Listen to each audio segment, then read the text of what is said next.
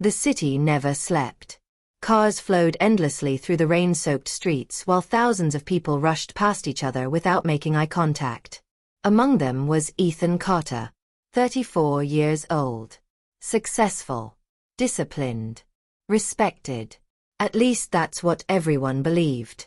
But beneath the expensive suit and confident smile was a man quietly falling apart. His company was collapsing. His marriage had ended 6 months ago. His father had recently died. And every morning felt heavier than the one before. One rainy evening, Ethan stopped at a traffic light near a subway entrance. That was when he noticed him. An old homeless man. Gray beard. Torn coat. Weathered face. The stranger sat beneath a broken bus shelter staring directly at Ethan. Not at his car. Not at the crowd. At him. Then the old man smiled. And spoke words Ethan would never forget. "You're the chosen one." Ethan frowned. The light turned green. He drove away. For the rest of the night, he laughed about it. Just another crazy homeless guy. Nothing more. Or so he thought. 3 days later, Ethan exited a coffee shop before heading to work. As he stepped onto the sidewalk, a familiar voice emerged behind him. "The chosen one returns." His body froze. He turned around. The same homeless man. Standing there. Smiling. Impossible. This was nearly 10 miles away from where he had first seen him. "Do I know you?" Ethan asked. The old man shook his head. "No." "Then why do you keep calling me that?" The old man looked almost sad. "Because you still don't remember." Ethan felt a chill run through his body. "What am I supposed to remember?"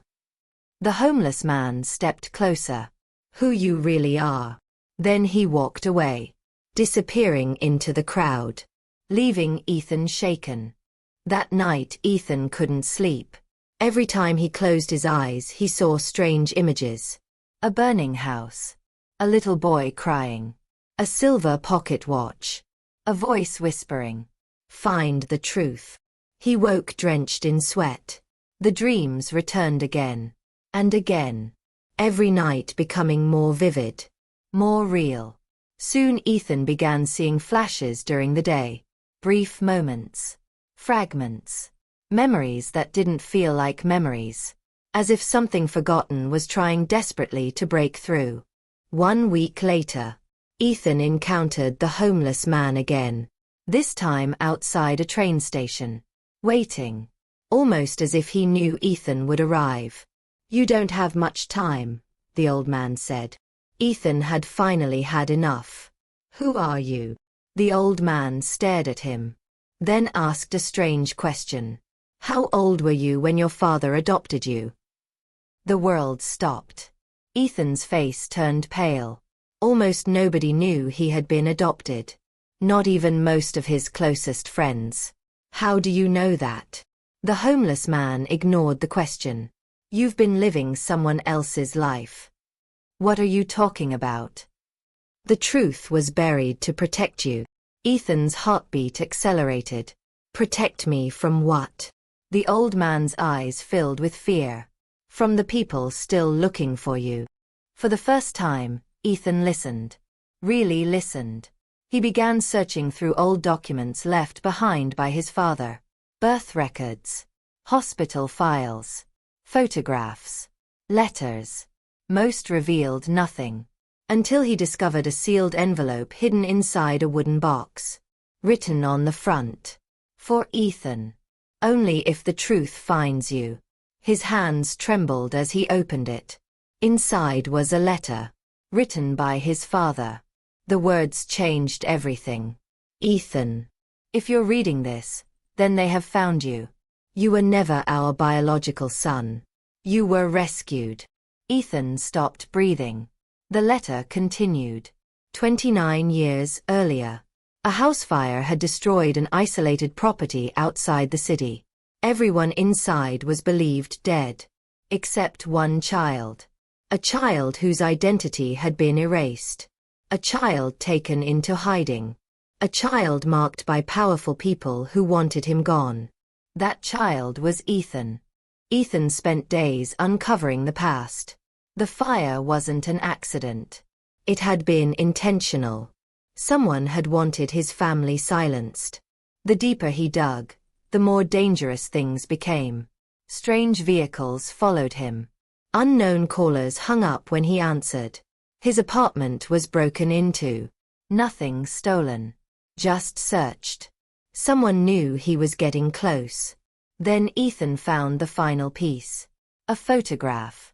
His biological parents standing beside another man. The image nearly made him collapse. Because he recognized the man instantly. The homeless stranger. 30 years younger. But unmistakably him. Desperate for answers, Ethan searched the city.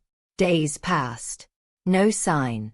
Then finally, under an abandoned bridge, he found him. The homeless man looked exhausted. Older than ever. As if carrying the weight of decades.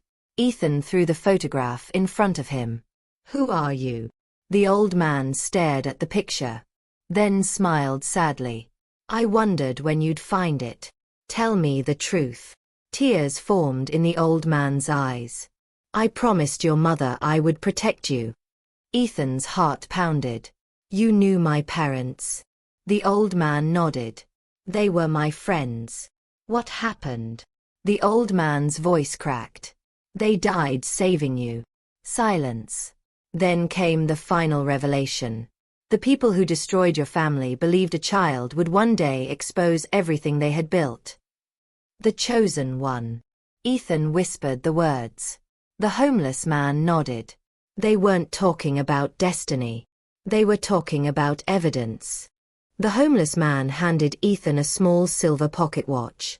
The same watch from his dreams. Hidden inside was a tiny memory card. 4 decades. He had protected it. Waited. Survived. All for this moment. The card contained proof. Names. Accounts. Crimes. Enough evidence to destroy powerful people who had operated above the law for 30 years. The reason Ethan's family had died. The reason he had been hunted. The reason he had been hidden. Everything suddenly made sense. The homeless man smiled. "You were never chosen by fate. You were chosen by truth." Police investigations began. News channels exploded. Arrests followed. One after another. The empire responsible for decades of corruption collapsed. Ethan became the face of the story. But when reporters asked about the homeless man, nobody could find him. It was as though he had vanished. Weeks later, Ethan returned to the bridge. Empty. Except for a small note. It read, "My job is finished. Now it's your turn. Remember who you are." The man who kept his promise. Ethan looked toward the sunrise. For the first time in years, he felt peace. Not because he had found power. Not because he had found revenge. But because he had finally found the truth. And sometimes, the truth is what chooses us.